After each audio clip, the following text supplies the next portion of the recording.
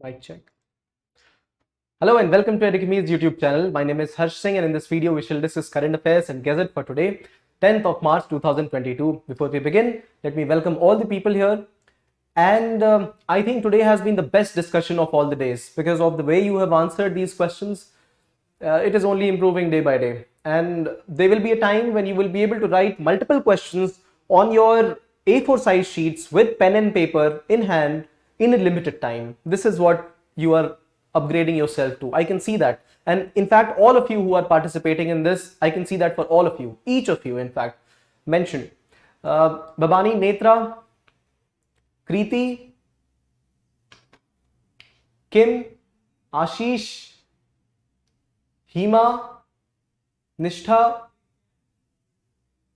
Pooja, good evening. All of you, good evening to you. Kanupriya, good evening. And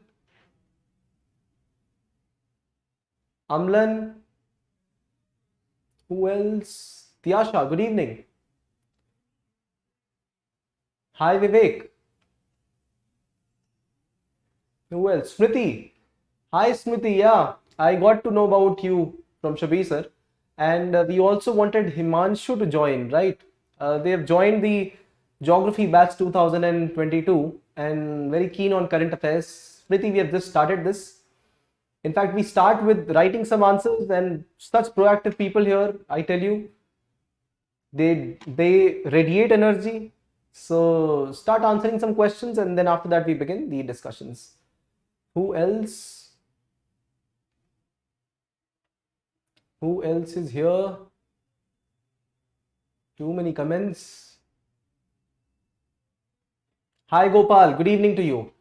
All right, so let's begin this. See, though academic questions we keep discussing, and I really appreciate this point as well, especially the point on the discussion on the issues with the global institutions. We will discuss that in the feature news today completely. But having said that, the most relevant question of all the times is that how are you managing your current affairs? Writing that. You are a regular participant, that is absolutely true. But what about being able to revise this? What about being able to organize this? Right now, it might seem as if it's a small commitment, spending a couple of hours and then being updated day by day. But having said that, we are actually developing opinions which will help us write answers. The time that you are spending here, this is making you think.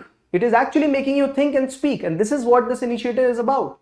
So one thing that I strongly recommend is to be able to make notes. Treat this at par with creating a Taj Mahal. Remember, I had shared the example, 3 people, one of the mason, one of the laborers thought that they were just constructing a brick house. The second one said they are doing their duty so that they fulfill some obligations and get some pay. And the third one said, I am building the greatest monument of the whole world. So the context that you operate with is decisive. And this couple of our discussion, it could actually become as very much decisive for your own preparation. It can be treated as just passing conversation discussion. On the other hand, if you remember this will help you solve innumerable questions and answers. Innumerable. I can tell you that you should already start looking at the past year question papers of UPSC. Not only UPSC, look at the state PCS. All of that, whatever you appear for, subjective or objective examination, this will start helping you there. And you got to have some foundations, some fundamentals on which you will operate. Because these conversations, discussion, they will actually sublime. What will stay is what you have written somewhere, right? What will stay is what is on YouTube. That is true. But then you will have to look at all of it again. So why not have a summarized version of the same here? Right now, the examples presented, fabulous. The cases, absolutely good, right? So with the data and the points, very, very wonderful. But just that I want you to maintain this level of consistency throughout. It will not happen like this. It might not happen. You might have to focus more on some certain aspects, but then you have to build a foundation. Right now, many of you are in the stage where you would have attempted once or twice the examination and maybe 1 or 2 odd attempts at UPSC main examination, or would have started the preparation. So this is the absolute time when you should start looking at covering themes all the themes and updating yourself with whatever is happening in the news. If you do this, this will form the foundation of your studies. This will, certainly will. And right now, you might not be able to understand the significance, but maybe a couple of years down the line, when this becomes a very popular course, right, you'd appreciate what we did, right? Or maybe when you get through, you'd appreciate what we did previously. So this exercise, if you treat it as religious as possible, it is in your welfare. Right, so look at the comments of each other, what you people have posted, right? What is the level of commitment, you will understand. And not to worry, if you've not done it, no problem, you can start it right now and start seeking support, start revising. If you revise, what will happen is that some foundation material has to be there in your mind. It needs to be there. Those words, those phrases have to be there. You will be competing amongst those people who have probably already qualified, right? Those people who have already written main quite a few times. See, there is a tendency of UPSC. I don't know why it happened. It happens, but then it actually happens. And what actually happens is that most of the people who have, there is a tendency of UPSC, right? In the examination, people who are able to clear or give the main examination, if this is the number, they are able to appear for the main examination again. There is a tendency, right? Because they are able to crack what is in the main examination and they are able to appear for the interview. People who are able to crack the pre-exam, those people have that knack all the time and they are able to do it every time. Similarly, if one is not being able to crack the pre-exam, there is a reason for that. There is a reason for that. And if worked upon, the people will be able to clear the exam. In fact, pre-exam has become a little dicey these years. That is absolutely true. Having said that, it is not even as tough. See, yesterday, just 2 days back, we spoke of Amlan was saying around 30 questions indirectly hit from the Gazette. That is absolutely true. And 15, 16 questions, they were directly from what was, a part of the text or what I had spoken of. What I'm saying is, it will get repeated. And for one magazine to claim such number of questions, especially during these times when the exam is so, diverse in nature, the pre-exam, this is a big feat, this is a big achievement. So if you be religious with one document, and I'm not saying that others don't have it, they might also have something similar. But if you follow one document properly, this maybe around 30 odd questions, right? 30 odd questions which will be conventional in nature. This is what everybody knows out of 100 questions, right? People would know 30, 35 questions. If you have prepared decently your conventional portions, you would know, right? Or maybe plus minus 5, maybe 25 to 30. And rest of the questions would be through intelligent guess, your current affairs, whatever you have studied, and the passing would be around, say, 55 questions, right? Around, just saying, 55 to 60 questions effectively need to be correct at the end. That means you can't attempt 62 questions and say that, possibly I'm getting through. You would definitely have to attempt maybe 75 questions, out of which maybe if you have a good accuracy, you will have maybe 5-6 wrong. If you don't have a great accuracy, you might have 10 wrong or 12 wrong or maybe 15 wrong. If you have 15 wrong questions, that means if you include negative marking, the effective number of total questions which are correct would be 60 minus 5, 55. In this case, 55 questions effectively will be right if you have attempted 75 and 15 are wrong. That means total of 110, right? Now this will be on the margin. Nothing to worry, even if it's on the margin, not a problem. But then point is, you'll have to attempt more questions. This is one, and you'll have to depend on a wide variety of database. This is what we provide. So pre-exam will be supported through this, and main exam 100% on that, right? So start attempting the MCQs. Start looking at this current affairs as something that can form a foundation for you. And notwithstanding if pre-exam is getting cleared or not, it should get cleared. Notwithstanding that, there are many people who haven't been able to clear the pre first time, no problem. Second time, they will be able to clear, and in that go itself, they will be able to get a shot at the main and interview also. So look at it from that perspective. Gopal, hi Niranjan, good evening, welcome. Gopal, the PDF will get uploaded from Edukemy's website. It has not been uploaded right now. There has been some issue. Yesterday's PDF you will be able to find. Today's PDF a little delayed. Maybe tomorrow it will get uploaded. All right, Bhavani. All right, thank you, Bhavani, for helping out. Right, so let's begin, and don't get baffled by this. Itna sara hai, so much to do. Itna hi hai, which is there's not much to it. Yes, there will be too much to do if you look at this. If you look at fear of missing out, Don't miss out. Now, why should we miss out? Why will we miss out? Why? How will we miss out if you are here on the discussion? There is Amlanopedia. Can we miss out on anything? We can never. We cannot. And when we have 20 minds looking at the question from different perspectives, there is no possibility you will be covering almost everything that can be taught, right? And that can be received. But reception and then remembering and noting, that is very personal. That must be carried out. That is why I keep motivating you. I want you to interact more about it so that you are engaged in this activity of remembering and noting it down, right? It is not about daily current affairs. A lot of people are into sharing information, but it is not just sharing, it is engaging with you that is making you stick to it, that is making you remember. It is writing it down that is making you remember, right? Not just reception.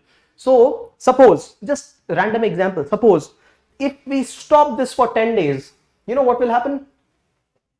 You might miss it. You might miss it for 10 days, this initiative. But in this 10 days, you will not be able to lose the content on Russia and Ukraine.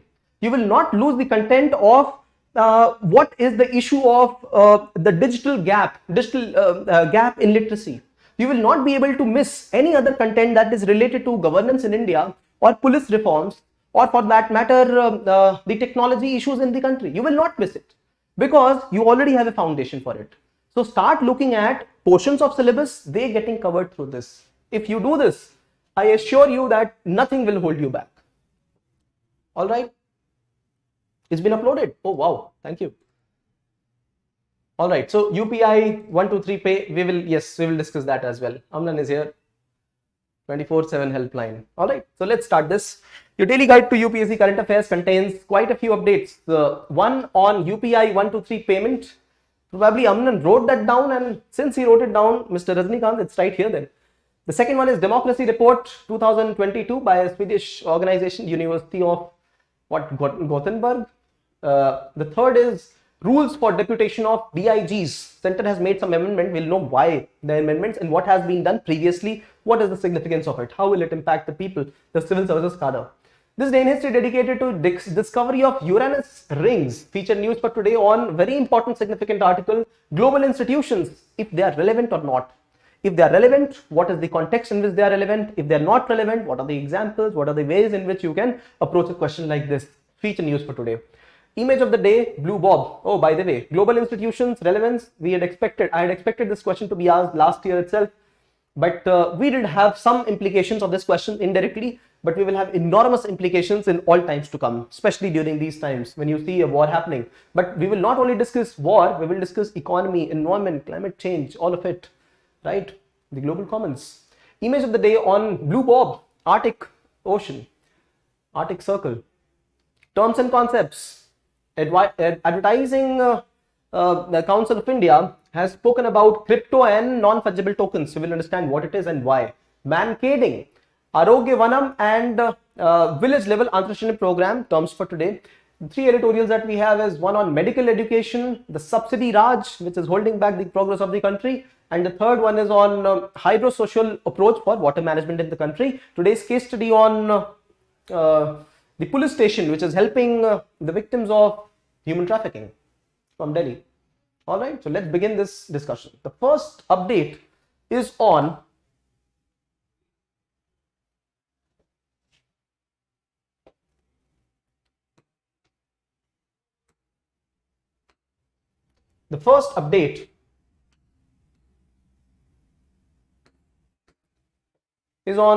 these phones, the smartphone versus the Nokia older phones, right? The phones with which you could break your head, but the phone wouldn't ever break, right? Remember these phones, Nokia 3310, if that is the model.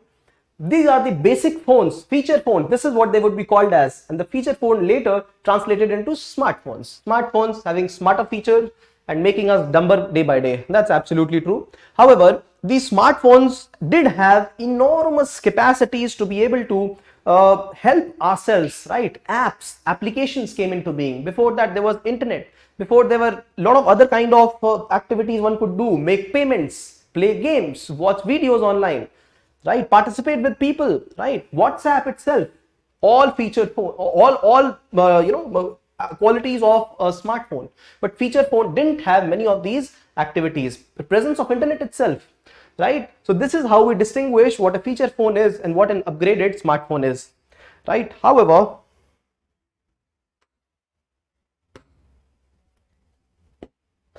there is some problem here. Just a bit, friends.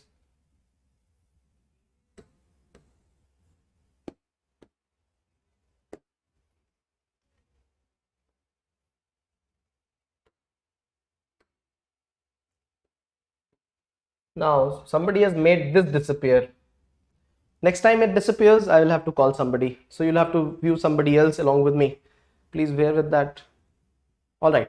So now the update is that this particular feature phone, which was not being used by many people. Oh yes, there is a problem. I will, please, just a bit, please.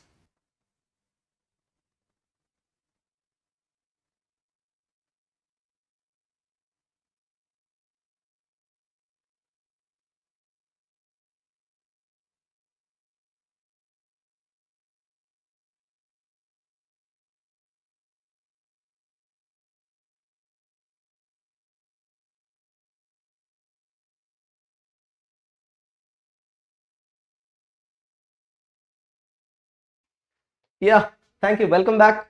Uh, I welcome all of you back. I'll welcome myself back here. Vivek is also here, but I wonder Vivek will be able to help. All the people from office have gone. So let's operate on this today by ourselves, and then we will later see what to do. Now, these phones, the difference between these phones I just mentioned, right? One of the prime differences, the level of operability with the smartphones is far higher. However, 40 crore Indians have not been able to purchase smartphones, right? There are more than 100 crore people in India who are using phones. However, 40 crore people have not been able to use smartphones, finances issues, literacy issues, right? Multiple issues, rural India, not being able to operate in low network areas. This is the reason people use the older phones, which are the feature phones.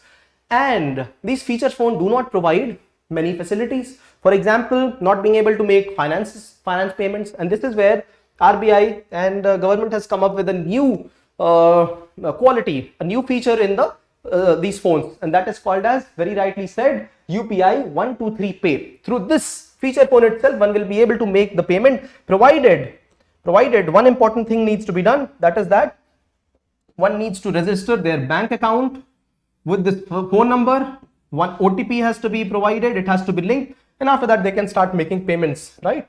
So payments will be made through multiple modes. For example, you call a service and then through interactive voice response, press 1 to make payment, press 2 to withdraw payment, press 3 to steal somebody's money, all that will happen. So this is one way through which one can make payment. The other one is asking them to call back. They will, you call them, give a missed call, they'll call you back, and then you make the payment accordingly.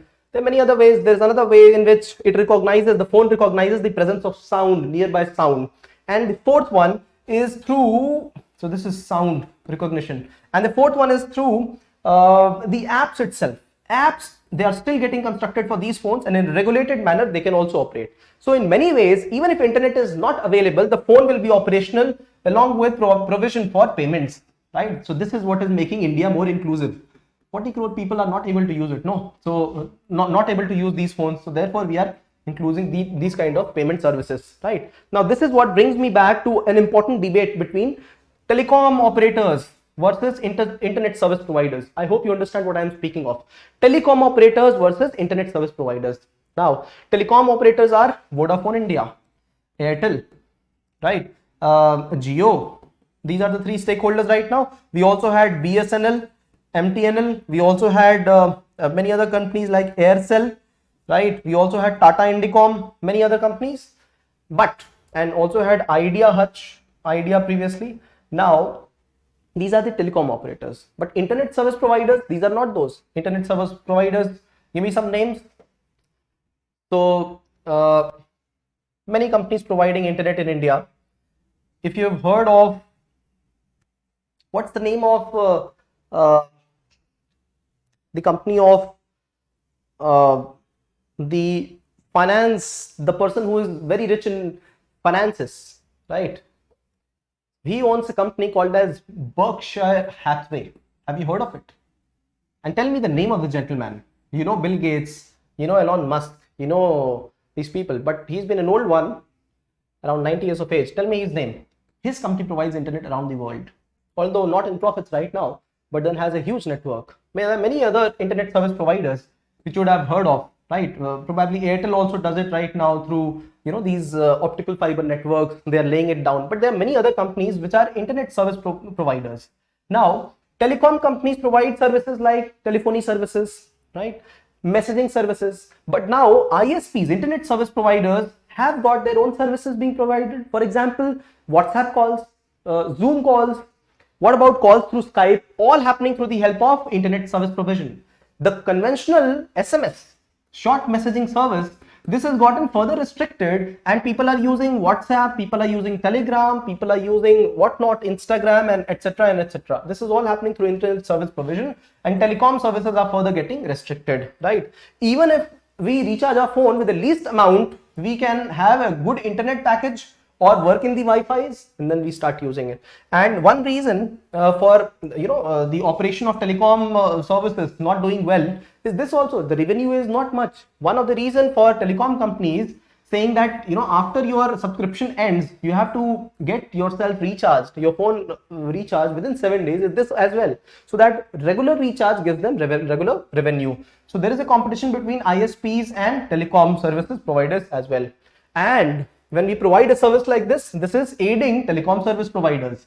Why? Because telecom service providers, you know, for the people who have feature phone, they can also use those features which were only for smartphones, which were using internet service provisions, right? These phones would not be using many internet features, no? So this is the update. The first update is right from here. Reserve Bank has recently launched new UPI 123 Pay. 40 crore people are not being able to use it. See, the mobile phone consumer base is 120 crore Indians. However, 74 crore people only have got the smartphones. That is the prime issue here, right?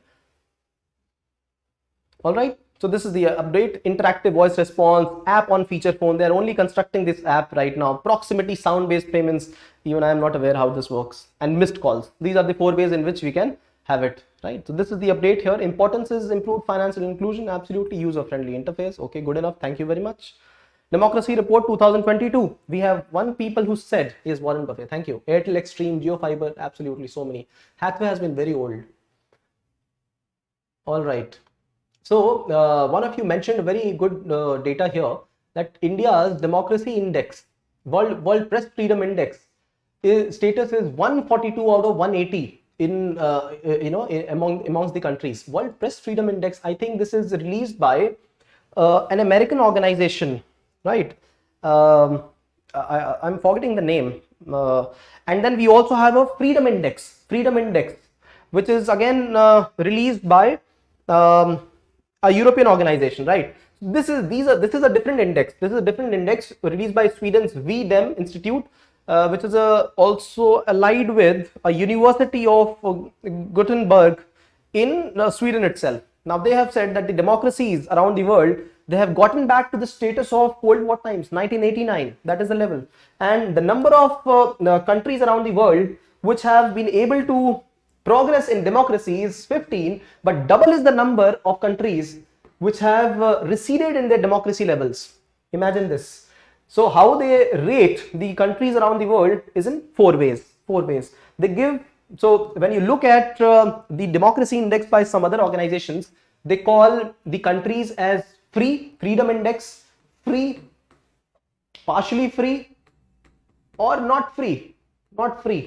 So India has been rated as partially free. Countries like China and Russia rated in the latest index as not free. This was one of the ways of rating the countries around the world.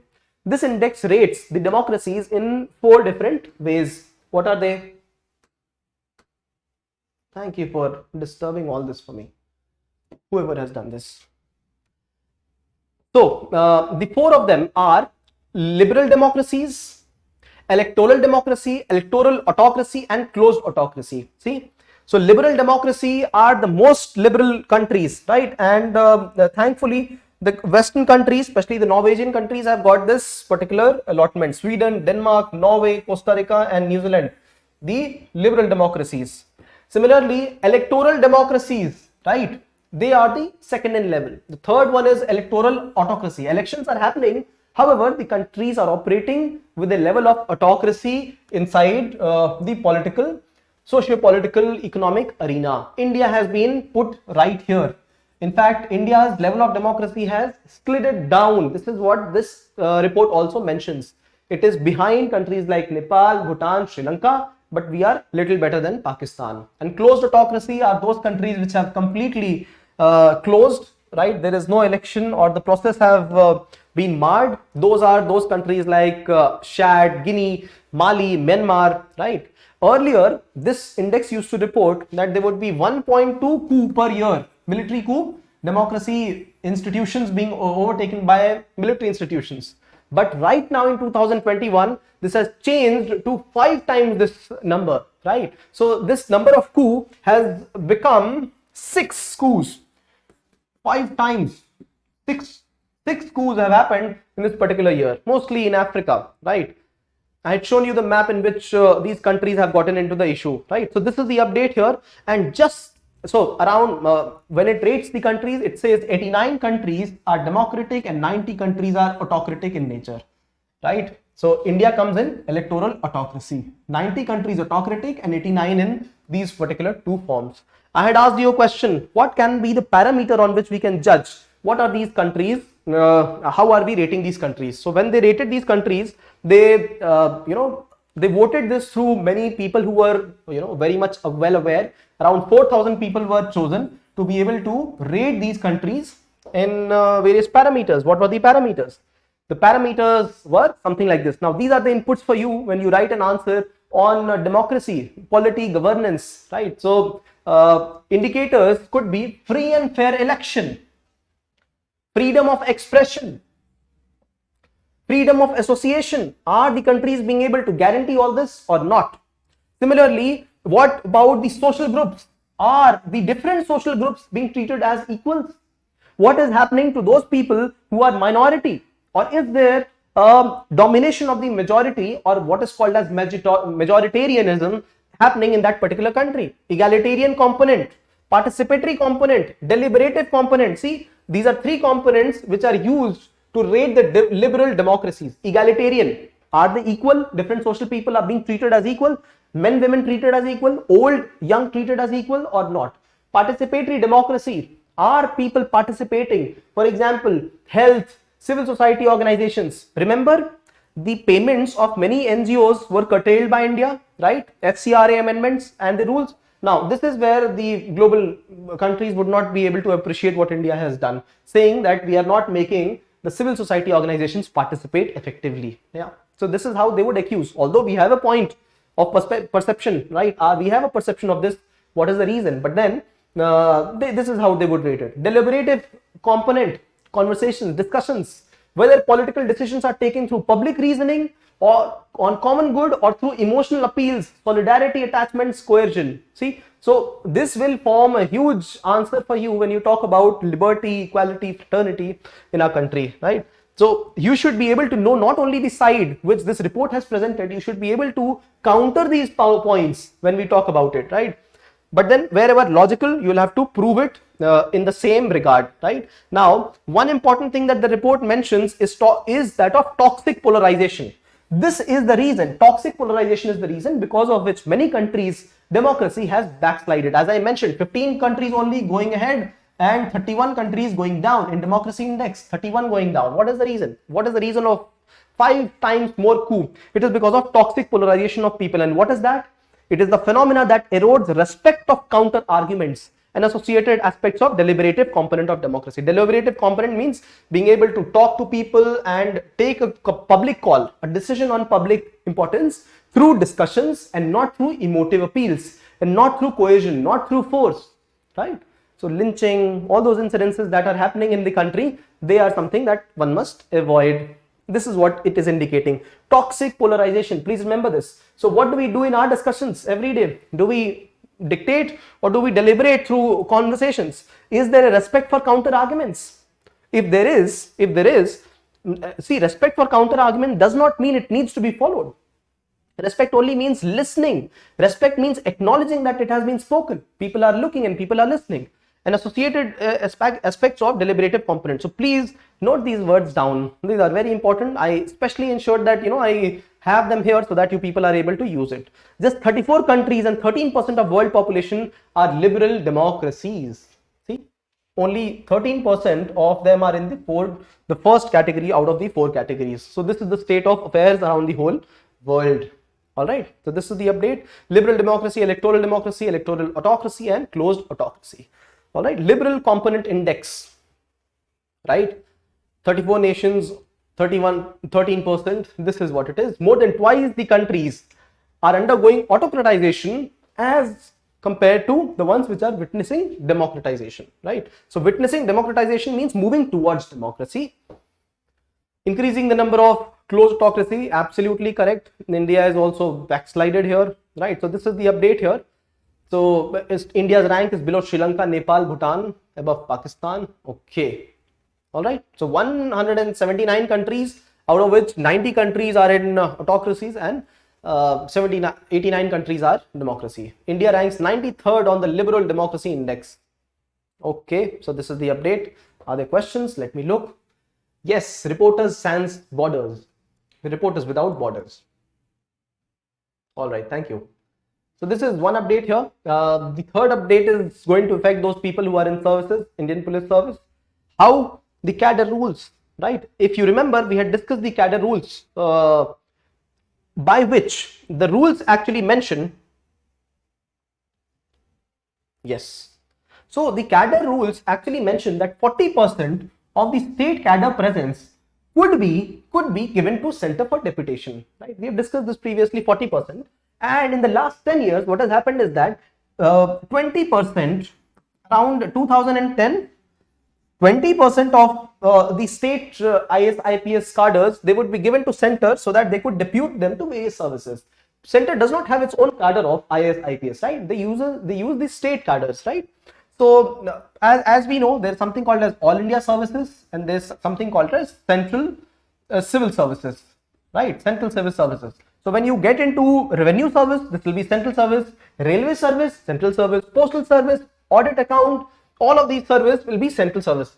But all India services are those where you will be deputed, where you will be given a particular cadre, right? You will be operating in a particular state or a particular geographical territory, and you will be called upon to serve at important places when required. Which are these services? IAS, IPS, and IFOS, forest, not foreign. Foreign services, nahi, forest service. These are the 3 services. Now, these are the chief coveted positions, no, IS, IPS, and there's no independent cadre. And these are the positions for which secretary level officers or all the central, CAPF, Central Armed Police Forces, all of them, the best positions of these or the topmost positions of these services are also allotted. Not only allotted, but they're reserved for IPS officers. There's a contention between those armed forces as well and IPS. IPS does not want to give away these coveted positions. So, for example, if we have BSF, the DG, the Director General of BSF would be from IPS. The Director General of CISF would be not from CISF, but from IPS. There's an IPS Officers Lobby Association which is handling this. Same with IAS, right? So this is one issue that is a part of the total issue that we are going to discuss. The other issue is that there has been a shortfall in the number of people who were given to center or which the center was utilizing 10 years back. It was 20% of the total cadre strength, and now in 2020-21 this proportion has only decreased from 20% to 10%. We know this. We had discussed this a month back. So center said that 40% we acknowledge, this is what we mandate, but then these approvals we don't want. We don't want state approval while calling an officer on deputation. What we want is, if there is a need, if there is a public service need, we will just ask the state if they can give me that particular officer, if they can give me amlanopedia. If they're able to give amlanopedia, then well and good. If not, then after the limited time, they will take the officer by themselves in the name of public services, right? This was opposed by many states. This was disturbing the federal structure. However, the center has come up with these new rules. Now, in association with those rules, one more rule has come up, that is the DIG level officers, right? Now, DIG is a particular rank in Indian Police Service and many other services. This is demonstrated through the insignia that people attach to. The promotional hierarchy is such that they start with 1 star, but this fita, this ribbon that you see, this is not there for IPS or the state police officer. This is for the junior police officers, right, who get into the rank of sub-inspector, assistant sub-inspector. But then when you train as a DSP or when you train as a probationer IPS, you would still get 1 star in the beginning, and after that 2 stars in the training, and 3rd star 3 stars when you join your work, right? And after that, through promotion, you would be, so when a DSP or ASP joins, DSP joins or ACP joins, they're joined with a captain rank in army, 3 stars. And after that, an emblem is given when they get a rank of major or ASP. And after that, an SP for emblem and a star, SSP, emblem and 2 stars, and DIG is the rank at which they get 3 stars and an emblem. This is the rank that I'm speaking of, DIG. At the rank of DIG, people can get deputed to various other places. But then for that to happen, they need to be empaneled. Empaneled. What is empaneled? Nothing much, yeah. Empaneled means that they're credible.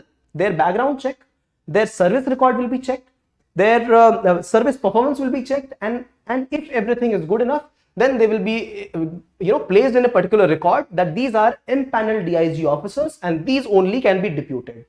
This has been the rule up till now. Central government says that this empaneled list is not required because this is time taking, this is bureaucratic, this is delaying, and we are not able to depute the right person at the right time. So we are doing away with the empaneled level of the creation of a list. We will directly depute the DIG level officers because there is a shortfall of DIG level officers at various places. So when you have NCB, when you have IB, when you have CBI, when we have NIA, when we have RAW, all these services, these are deputations. Many of the only IB recruits, but all the other institutions, they don't have direct recruitment. They only get recruited indirectly through promotions from various other organizations. It could be police, it could be CAPF, it could be armed forces, each of them. So when it is police, the people who are interested enough, they can get deputed provided they are empaneled. This was the situation earlier, but right now the central government says no, not required. But look at the number of issues attached with this. The state will talk of federalism again, right? There is already a shortfall in total number of people who are getting through the examination. See, in 2005 to 2008, the number of people, IPS probationer itself dropped from 80 persons to 50 persons to 30 persons, only 30. And this is where the government later said that we will have to increase the number of people who are actually probationary. That means the recruitees, the new people in IPS. So right now the number who are being taken into IPS are 150. They go for training in IPS Academy, Hyderabad. All right, Sardar Vallabhbhai Patel National Police Academy. And the number of IS officers being taken is 180 right now. This has been fixed, but this number still needs to increase so that, if the total number of IPS officers and IS is around 5,000, right, this needs to definitely increase. Now, the problem here is that firstly, we need to have more allocated resources because finances will be there. We also need to look at the number of people who are superannuating. That means the number of people retiring per year and number of people getting through every year. So when 30 and 40 people were getting through IPS examination, only IPS I am speaking of, that time there were 80-90 people who were getting retired per year. So the number of officers were effectively decreasing, and this has shown up brightly in the number of deputations that are happening. Center is also facing a problem. State also does not want to give its officers, and the officers are less. So shortfall in officers is a big problem. Then finances is a problem. Along with that, training, inclusion, number of seats, this is a problem. Along with that, the lobby group is a problem, right? Now what has happened is that the central government has reserved half the number of seats, around 50% number of seats for IPS officers for them to get deputed into other CAPF organizations, as I mentioned, half the number. and those deputations are not happening, those positions are remaining vacant. So center says that out of these 50%, we will ensure that 60% of these 50% seats, they will be given back to the Central Armed Police Forces so that they can depute their own personals. So this is one contention. So they will be implementing this, right? However, another issue is that of promotion. What happens is that not all officers should be promoted to all the ranks. No. So after the rank of DIG comes the rank of ADG, and then comes the rank of DG. Now, when there is a shortfall in the number of DIG, you know, there is no shortfall in the number of ADGs and DGs. It is because that all the DIGs, because of political leadership, they were promoted to the wrong rank of ADG. This is not good. Everybody cannot be promoted just because you want to keep good relations with all the officers. You are promoting all of them. This kind of hierarchy is promoting everybody is not present in all the services. This is hierarchy is very steep in all the other services, CAPF or armed forces, but it is very broad in IPS. Almost everybody gets to become a DIG, even if you get through state police services, right? And for other people, ADG is, you can see that there is a shortfall in DIG ranks, but there is no shortfall in the IG ranks and ADG ranks. So you can see the problem here. And another issue is that if all the 40% people who are designated for central deputation, if they are deputed, center does not have those many places only to depute all the 40% officers.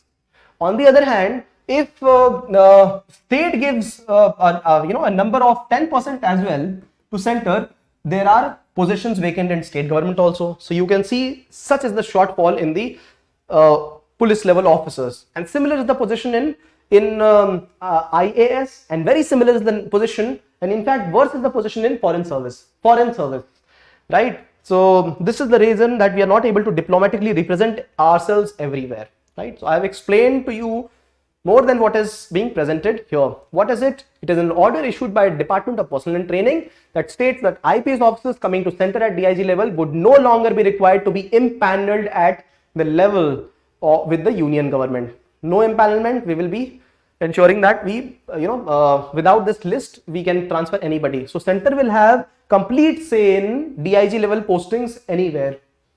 Yeah, for SP levels, up to SP level posting also only few officers get that deputation, but then there is no empanelment required, right? 14 years of service to become a DIG. This is the update here, right? So concerns for the state: dominance of the center, default relieving of officers, by default relieving of the officers, right? Even if the state does not permit, right? Already existing shortcoming in the state officials. All right. So this is the update here. All right. Let me see the questions. Sir, India's rank on democracy index is 46, not matching with Gazette. How? Democracy index. Can you please tell me, Amlan, what is the, who is the which is the organization producing this index, democracy index? CBI through SSC. Yes, in some positions of CBI, people are taken through SSC, right? That is absolutely true. Yeah, that is true. Only CBI at some levels, not all levels, right? If you CBI director, always an IPS officer. CBI deputy director, always an IPS officer, right? So once you start seeing the hierarchy of people, the promotion through SSC, it gets limited at a particular place and it doesn't expand beyond that level. But then entrants from state police services or defense forces or IPS, they get to enter at the top levels, right? Top levels beyond which SSC people would not be able to get promoted, and their hierarchy starts from then, right? Ashish, so sir, should it be mandated for IPS probation officers to resign to go for appearing for civil services again, like done for IS and IFS? Yes, this was done. This was actually done. It was not happening previously. It was just done 2 years back. This change was done that if you have already joined into IAS or IFS, and if you're writing the examination again, you will have to resign beforehand. It was not there beforehand. I don't know if it should be mandated or not, but then it definitely leads to 1 seat less in IPS. It is so.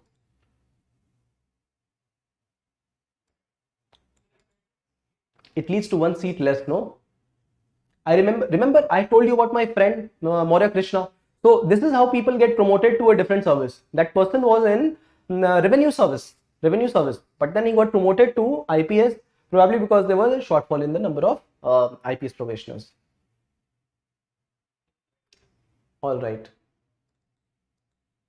See, now you are looking at a different report altogether, Amlan. EIU, Economic Intelligence Unit.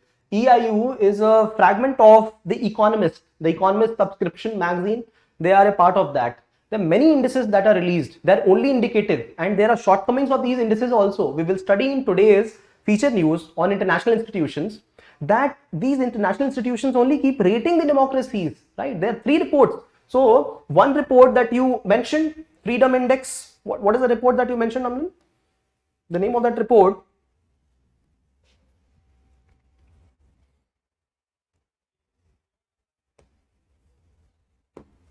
The report that you mentioned here,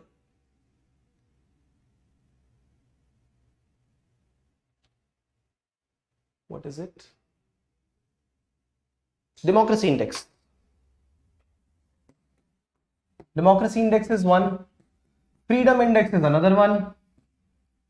Press Freedom Index is another one. And what are we studying right now over here? This is another one. So imagine there's so many of index that are part of what we are studying. The point is that exams will not keep asking so many indices. It might ask. It should not be asking ideally. If I was the examiner, I wouldn't ask India's rank. But then I would definitely want to know the concept behind this, right? So what are the intentions? What are the parameters on this ranking? On which ranking is done? This is one thing that one could look at. I would look at these kind of questions from the perspective of main examinations.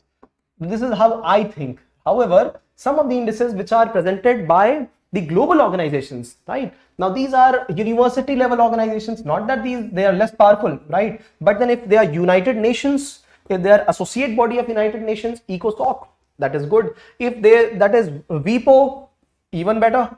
If they are World Bank, if they are IMF, this is important. If this is all United Nations level or associated organizations, these are all important. And so is the Geneva based organizations. What is that?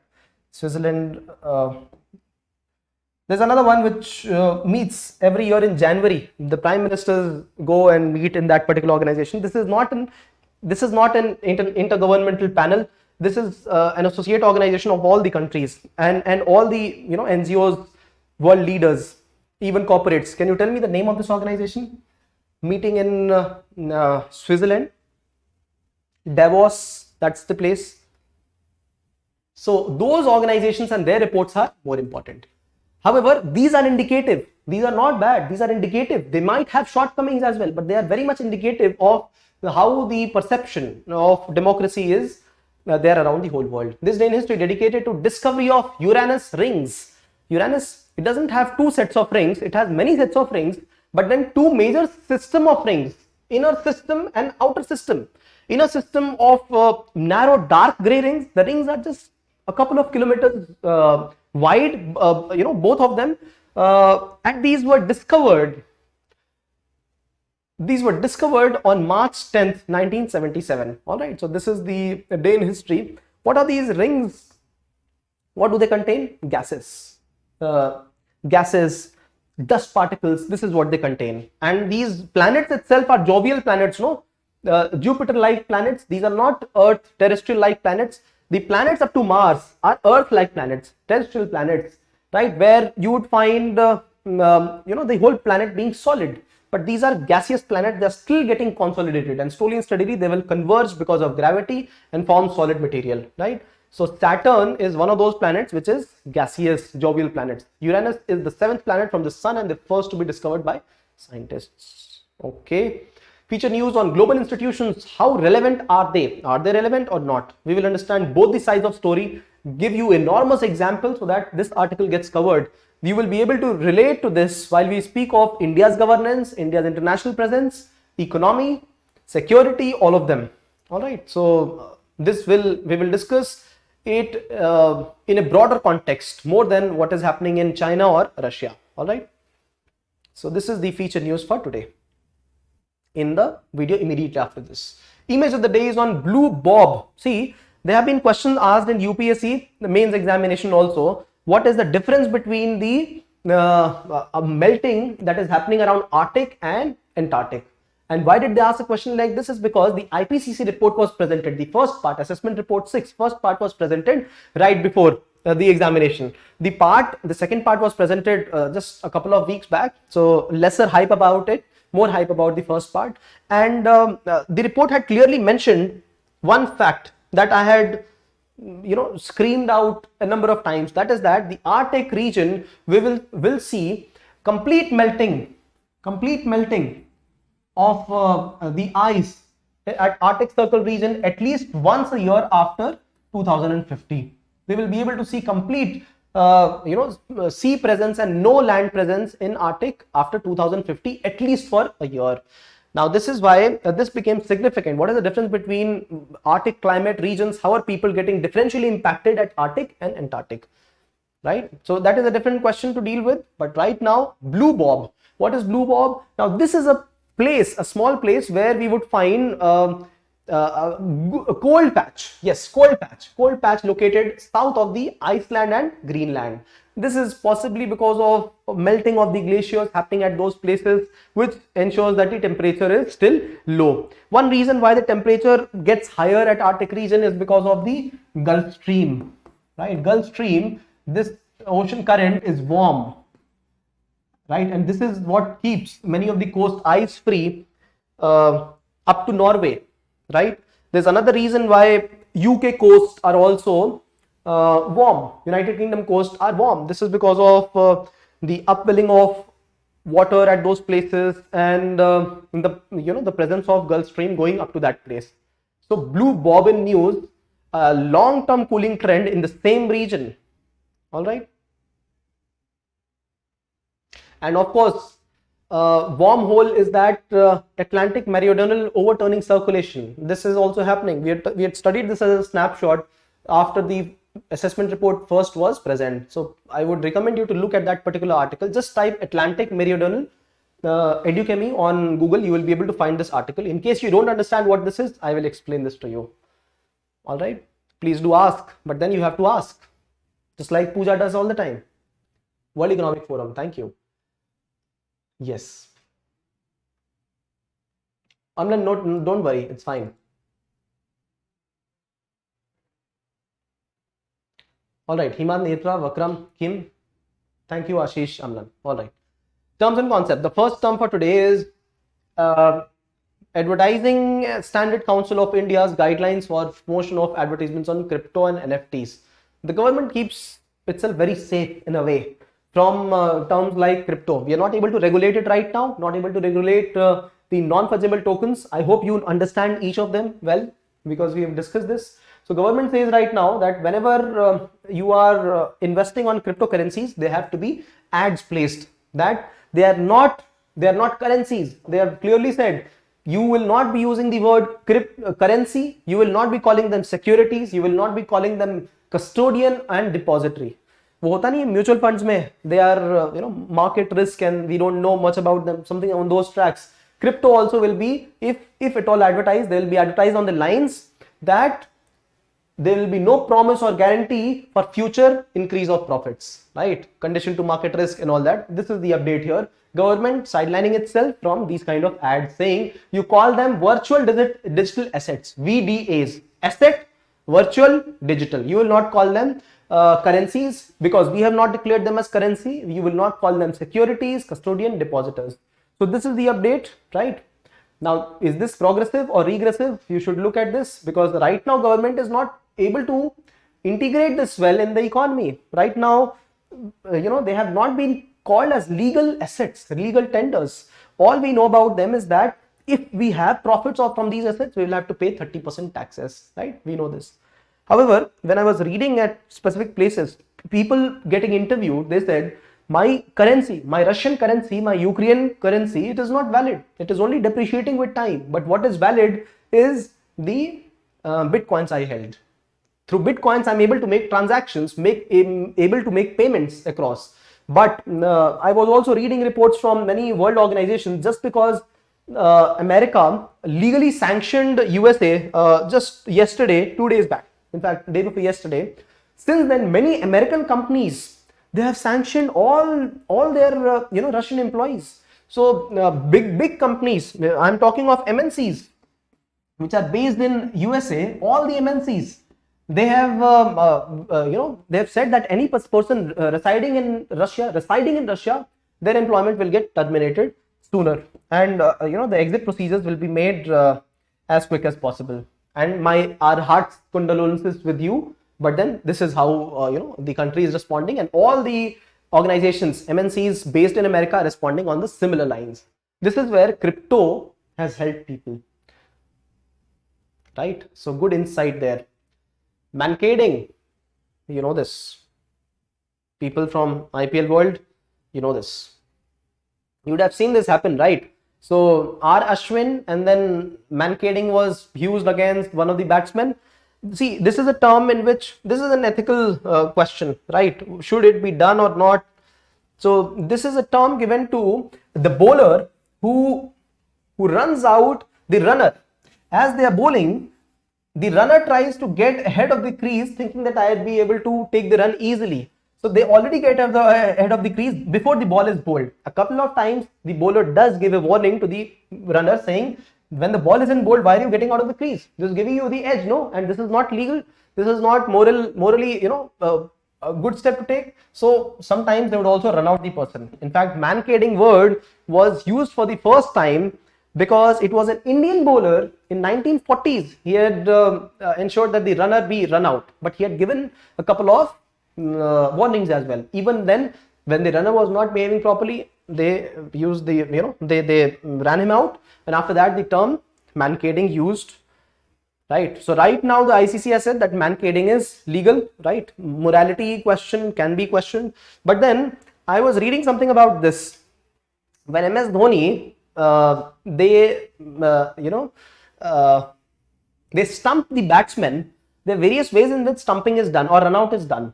In case it is done through deception, this is not agreeable.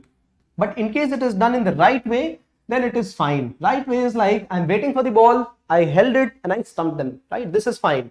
But then if I'm deceiving this, right? For example, if the runner has purposefully misfielded, and after that, that person is picking the ball immediately in a couple of seconds, and this is how they throw, and then the run out happens. So this deception is not agreed format of playing games and making a person run out. However, this has been called as mankading has been called as completely legal lately. Although there has been criticism of mankading around, but then of course the batsman also should take care of this. Similarly, there has been another issue around the tampering of balls, or maybe not only tampering but using of saliva. COVID times when saliva has been asked, people have been said don't use saliva so that you're able to swing the ball. You would rather use sweat, but then it has been tough to prevent using of saliva for swinging the balls. All right, so this is the update here. Mankad, Vinu Mankad, yes, Vinu Mankad, 1948. The term mankading is used after Vinu Mankad, who ran out Australian wicketkeeper Bill Brown, 1948. Update. And do you think questions on cricket aren't asked? Then be aware, it was asked. I was there for UPSC exam, writing my main exam, I think it was 2013. They asked the question on, I think Duckworth Lewis or something. They asked a question. Surprised I was. Arogya Vanam. What is rog? Disease. Arog, without disease. Arogya Vati. Arogya Jan Arogya Yojana. Right? Start relating yourself with these words. So Arogya Vanam, this is a new concept of having a complete ecosystem of plants in Rashtrapati Bhavan. Right? So Arogya Vanam has been inaugurated in President's estate, and we also have in February a mass level festive occasion when people go to visit the President's estate and the Mughal gardens that it has. It has got various acres and acres of land where there are various kinds of medicinal, herbal, aromatic plants and fructifying plants, bonsai gardening, all of them, all herbal, natural, organic, and now they have initiated Arogya Vanam. Now this is a concept right now only getting initiated, and the idea is to only replicate these right around the whole country. Properties of various typical types of medicinal plants, their aroma and their importance, spread over 6.6 acres. And you can see the image is that of a human sitting in yogic posture, right? So this is Arogya Vanam. Good examples.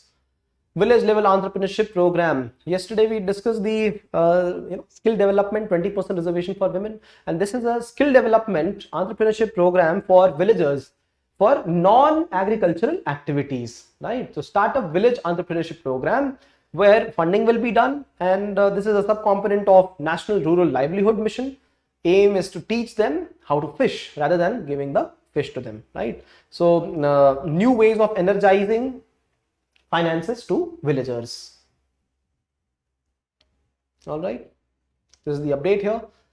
So when I say that this is just an update, you also look at it as a small update, as a term that you can remember. All you should remember about this is just the term itself, village level entrepreneurship program, a part of NRLM, right? National Rural Livelihood Mission. This is what ails medical education in India. You know, the prime issue about medical education being done abroad is that of so I was reading one of the articles, it clearly mentioned that the first issue that the students after coming from Ukraine would have to handle would be the issue of, even if they have taken 20 lakh, 30 lakh rupees of loan, this is what holds them. First, the second issue that would hold them is completion of degrees. Imagine this. They've come from Ukraine or places like west of Russia. What would happen to their degree? In fact, students coming from China who are only trying to complete their education, or because of certain issues, they have to complete the tenure of their education in a stipulated time. And if they are not able to do this, if they're not able to complete this education, then money wasted, or a term, a complete year they have to repeat. So this is the problem of doing the education abroad. And over and above, you people know the percentage of students who are passing in the graduate level examination, which converts foreign degrees into Indian degrees, foreign medical graduate examination, FMGE, it is only 15%. What happens to the rest? You people rightly mentioned that people do coaching to be able to clear this exam and then start appearing for entrance examination for doctors in India. So this is the kind of appalling situation that is present, and it is ailing medical education in India, right? Abroad and in India. What is ailing in India is supply demand. This is one issue. Inadequate seats. What about lucrative offers being presented by middle persons? Go abroad and study abroad, right? Indian medical faculty crunch, research journals of dubious quality. Oh yes, we have all gone through this, right? So these are the issues. And then we have multiple other situations. For example, the shortage in seats, the examinations like NEET, which are which are unitary in nature, which are competitive in nature, in the terms that a person from poorer background does not have the advantage. So these are the issues with these kind of examinations. And yes, one more update is that the government has said that there would be no age bracket under which one can appear for NEET. Earlier the age bracket was 25 for all the general candidates, but now no age bracket. You can at any age appear for NEET examination. All right, this is the update. The second editorial for today is on Subsidy Raj, holding back India's economic progress. If you remember, I had spoken very clearly, 17 lakh of loan, and out of that around 10 lakh was the interest payment itself.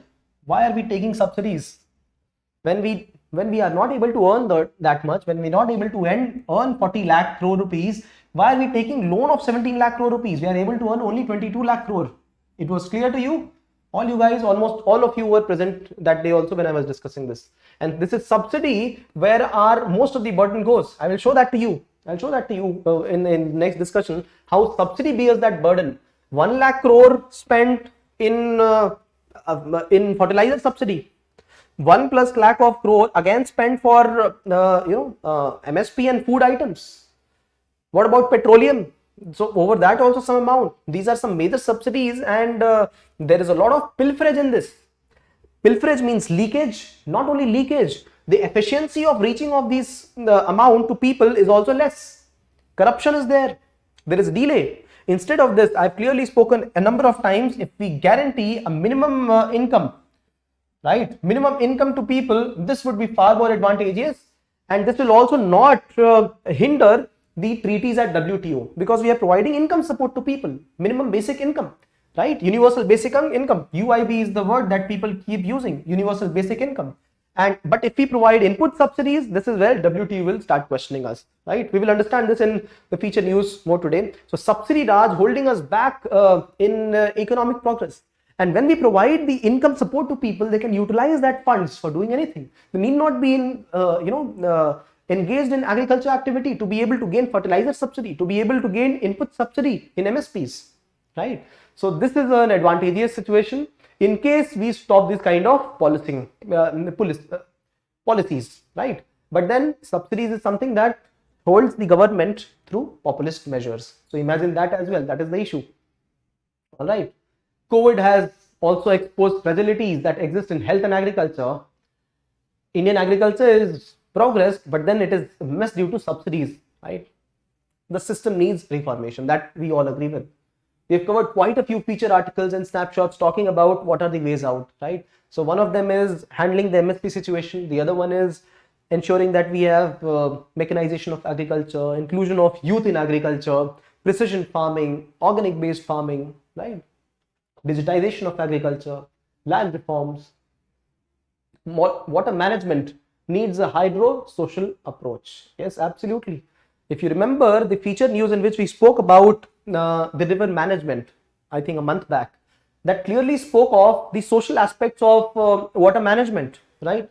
So while on one hand we are utilizing water for intensive agriculture, and this is ensuring that the water present in the river beds, this decreases only because both of them are the water present below the earth and the groundwater and the river water, they are linked very much. So the social aspect of it is very much linked. Water management needs a hydro-social approach. We need to start recharging water.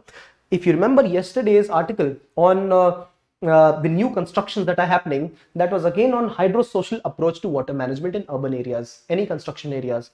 So one has to have the green plantation, 10% of coverage. One needs to have water recharge facilities or groundwater recharge facilities, rainwater harvesting facilities. One needs to have the sewage water management. One needs to have dual plumbing systems. Yaad karo, yaad karo. If you remember this, you will never need to read the upcoming articles also. Just the heading will be indicative enough and the essence will be enough for you. This is what I want to say.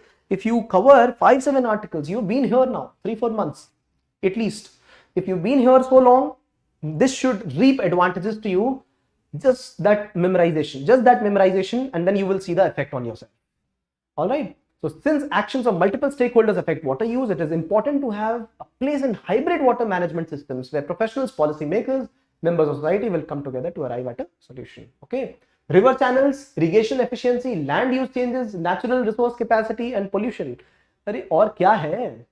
Engineering of river channels. If you remember, we had spoken about this in detail. If we engineer the river channels in a way that water does not reach out to other places, if we create embankments, yes, it will ensure that flooding doesn't happen. But then it does not reach out the other water bodies and it will flood downstream. No, this is one issue. It also ensures that we do not pass on the new khadar, the fertile khadar to places. So engineering of river channels is more important. Making them deep is important in those places where it can be made deep. Dredging is important. Irrigation efficiency is important. So this is precision farming. Land use changes. Remember the urban just yesterday, that is the land use changes that we are talking of. Natural resource capacity and pollution.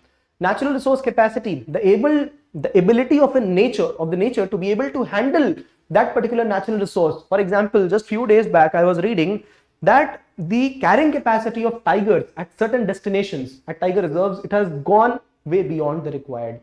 They do not have the prey base. The number of tigers per 100 square kilometer area, I think that should be 4 or something, but then it has gone more than that. So natural resource carrying capacity is also important for water and pollution. These are important factors. Just these words, and you should be able to generate 3 or 4 points each of these words, right? Now, if you like this initiative, share some love through likes, comments and shares. You subscribe to the channel, you will be able to receive timely updates for more such interesting videos. Today's case study is on the police station, right? The police station at Swami Shraddhanand Marg, also called as GB Road. This is the place where the whole police station has been painted pink. This is the place where many people who have been the recipients of sex trade, who have been at the receiving end of human trafficking, they are traded through illegal channels, and police is not able to do as much, right? So fragmented efforts, but then one integrated effort has been taken up right here. That is that if there are such human trafficked people, they must be empowered. How should they be empowered? By given training, so that if they want to change their employment, they have the ways to do that. What about their children? They also should be given better treatment, better facilities, right? So you see, computer training, vocational training are being provided to sex workers and their children for them to pace up with the rest of the world, right? So some of them are enthusiastic, but some of them are reluctant because of fear of rejection by society. Yeah, taboo. Isn't that true? So this is the update from here. We will, if there are questions, doubts, please post here. We will get back to you.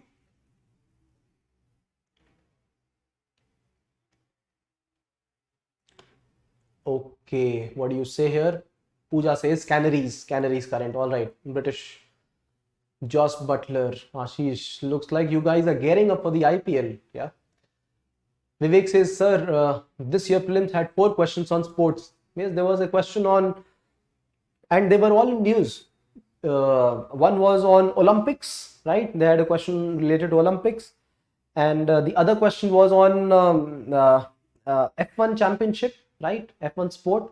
So this I remember, but that was a sub part of the question. That was not a main question. That was one of the parts of the 3 parts of that question. Now this is where I want you to know one thing, my dear friends. One should never get deflected by the marginal question. Your focus must remain on the primary books first. What are the primary books? I genuinely care. I have the concern. I want all of you to clear the examination. And the primary books that you have, that you're reading, the main study books, they could be NCERT books that you have studied. Over and above, if you have done some research, some place you joined, notes that you prepared, so these are NCERT, and then those notes need to be prepared or studied. If you have studied Spectrum, or if you've studied Lakshmikant or Indian Economic Development, whatever book that you have studied, you must revise them. These are the primary source of material that you must revise. After that, alongside the current affairs, and then you should start looking at the marginal things. Yes, what is intuitive, you must look at that, but that should not form the streamlined approach of looking at things. Otherwise, this will get missed. No, so cover this, and alongside this, you continue doing that. This is what I would say, right? So with this, I would like you to meet in the current affairs video on global institutions. All right. If you like this initiative, share some love. And what do you have? Amlan says ICC Test Championship. Bani says, yesterday Raghuram Rajan said less passing is just because their study of disease for that region not equal with India. Okay. Hi Richard, welcome. Amlan says that's why we need SRI. Okay. Okay. So thank you for participation. Let's meet in the other video for the feature news. I'm ready. If you are, let's say hi there. Thank you. Welcome Niranjan. Thank you.